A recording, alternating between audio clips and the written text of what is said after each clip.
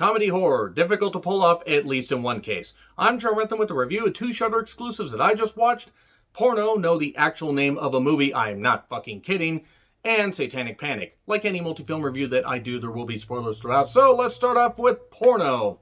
So, you got 5 teens working at a 2-screenplex in a small Christian town, and the theater owner is like a preacher type guy that just wants them to follow the word of God. There's a projector guy that also, has his own dark secret. Everybody's got their own dark secret that gets revealed later on, and he just wants them to follow the word of God as well and, do right and everything. And everybody wants to do right, even with the demons that they have.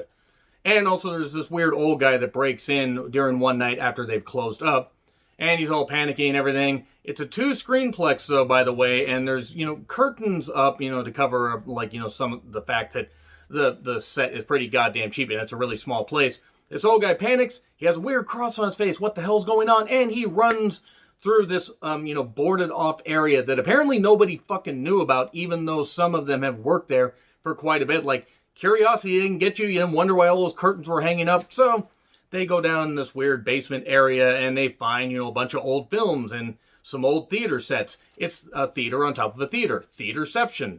And from there, after finding a film, something different than A League of Their Own and Encino Man, because apparently this film is either caught in a time trap in 1992 or set in 1992, they decide to watch this film. And it's got this weird Satan-y symbol on it, or, what some crazy person's idea would be of a satanic symbol. And it's some weird student snuff film thing with a girl that turns out to be a succubus. And so she starts hunting them down in very hilarious ways. I knew I wasn't going to like this film pretty much about 20 to 30 minutes, and the comedy is absolute shit. The acting isn't even all that bad, in all honesty. I think the cast did the best they could, but it wasn't horrifying. Some of the gore effects were actually not all that bad, in all honesty. In fact, I think that was pretty much the only good thing about it. But this was endlessly padded. There were a lot of walking scenes where if they had just cut some of this stuff, they could have cut this motherfucking movie down by at least 12 to 15 minutes. And I'm not saying it would have been more tolerable, but it wouldn't have been nearly as draining. After, a bunch of shit happens, it just, it really is just a bunch of shit, because for a while they're just wandering around. The projector starts playing weird films because it's very obvious there is a weird succubus creature that wants to kill everybody. And, yeah, later they discover in the boss's office that he was filming women using the restroom. And so he's got his own dark past. One character turns out to also be gay. Another one had his friend take the rap for peeping in on a couple having sex, which is actually how the movie opens. And we get the theater owner actually gets his dick ripped off by the succubus. And then another guy gets his nuts explode, the projector guy. And they even show a scene where it's getting tied off and, like, the wounds are getting, like, not sutured and everything, but getting tied off the best they can. And that was kind of gross, but it was also kind of... the movie came alive a little bit with some of the gore effects, but it was also not funny. And that's the unfortunate thing. When it's comedy horror and it's not funny, that's pretty goddamn bad. And it turns out the old man, he owned the theater, and he was trying to summon this succubus, and then the succubus ends up coming out and achieving her, true form, which is the only way she could be killed. 2 guys get trapped in a portal trying to rescue the nerdy virgin guy that was trying to be sacrificed. And so they're in 2 separate sets, even though it's obviously the same set, because this is a cheap movie, not knocking it, but it was very obvious, like, oh, they didn't really have a lot of budget beyond the gore effects. And then they eventually dispatch the succubus, and everybody's freed. Okay, that's really just about it. There really isn't a lot to this. It's not funny. The acting is not... the acting isn't horrible, but it's not funny. The gore effects are the only good part. Yeah, sure, okay, we got boobs and blood and stuff like that and everything, but the movie doesn't really feel like it's that much of a parody. If you're not comedic and you're not horrific, except for how horrifying this movie is, the fact that it got made, then I really can't say anything other than F. It gets an F. It's not good. It's really not good at all. And now we move on to Satanic Panic. Has Rebecca Romijn, not Stamos, the girl that was the original Mystique, at least in the live-action X-Men movies. And she is leading a cult of Satanists. And there is a pizza girl named Sam that is a virgin that is going to be used in a sacrifice.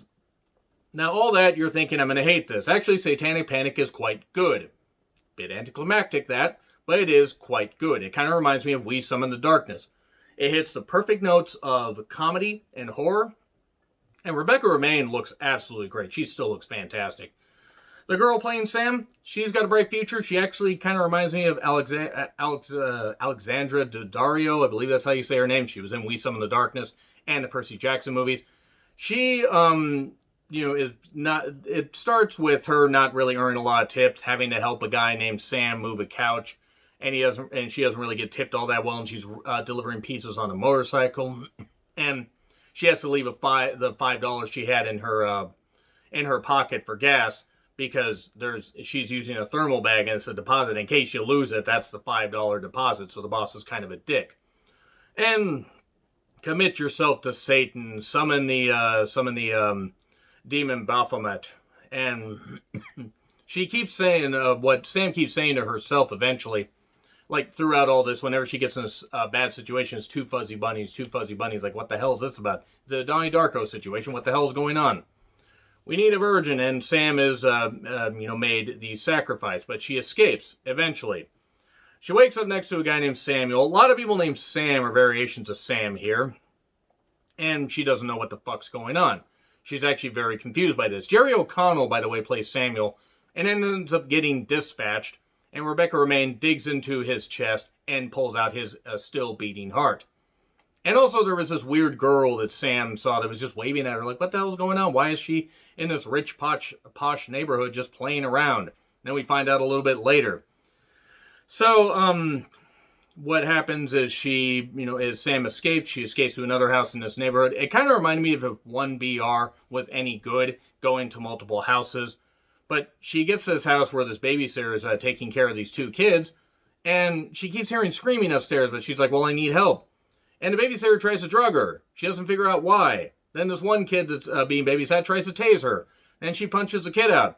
That kid, you better hope that kid doesn't have a concussion. It was very comedic and it was very funny. And I didn't expect it to be that funny. She eventually frees a girl named Judy that turns out to be Rebecca Romijn's daughter. That was about to get drilled by a girl that had a giant drilled dildo. I'm not kidding. It was hilarious. And then she ends up drilling this babysitter literally, and they get shocked to death. We get the cultists arguing and stuff like that. Like, what the hell? What are you doing? This isn't working. We have to summon this demon before the night is through, or we're all fucked. And they have to basically find out what the fuck is going on. Like, they need to find this virgin, or else something's gonna get really bad. And we get fucking Sam at one point in a closet trying to change out of a shirt for about a full minute. I'm not fucking kidding. This one was a bit padded as well. She gets targeted by a sheet. After the heart is dug out of Jerry O'Connell's chest, it's baked and then made into like this weird, demonic souffle that just takes off and everything and tries to kill, but then gets frozen. It's fucking hilarious. It is really fucking hilarious. And then Judy, they get a piece of Judy's hair because, after all, she is Rebecca Romijn's daughter. And they try to sacrifice her, try to, do a voodoo doll thing, voodoo child, if you will. That song's not stuck in your head, you're better than me. And she has to have Sam write a whole bunch of stuff on her to, like, break the spell. Kind of funny, kind of weird. Also vomiting worms. Really funny horror comedy here.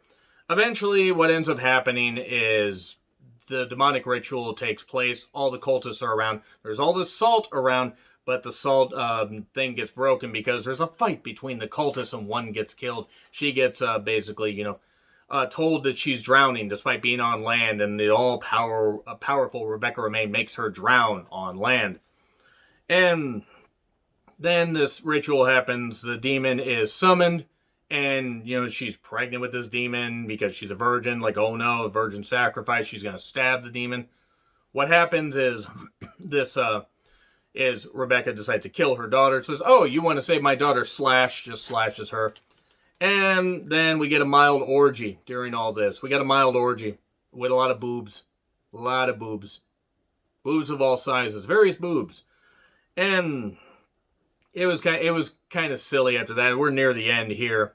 Suddenly, Sam's on a bench. What the hell's going on? There's a girl swinging, girl laughing and everything. It turns out that this is a prince of hell. One of the higher princes of hell. And basically says, there's these two fuzzy bunnies. two fuzzy bunnies, what the hell's going on? These two fuzzy bunnies popped out of her goddamn, belly. What the hell's going on here? Oh my God. Sam, was able to break the spell, I guess. No, it's this demonic girl that basically says, oh, well, Mr. Bunny is kind of a meanie, and we'll kill you fast. And then she, makes a bargain with her, so to speak, because when she was helping the guy move his couch, he talked about the code of Sam's. So, she, if you're named Sam, you have to help me. So she says that. It's like, well, hey, we have to do that. Oh, you made that up? No, you didn't. What happens is she basically is made free. One bunny is killed. And then, everybody else dies because this is, a demonic little girl. And then, Sam decides to leave, and she decides to go and, take this rabbit to Australia, because earlier in the movie, she talked about how she was in a cancer ward for leukemia, and got cured, and she had a boyfriend, but the boyfriend didn't end up working out. And she ended up abandoning him because she got cured, he didn't, and she always felt guilty about abandoning him. And she's like, well, this rabbit is clearly my possessed, friend that I had for all of 5 hours.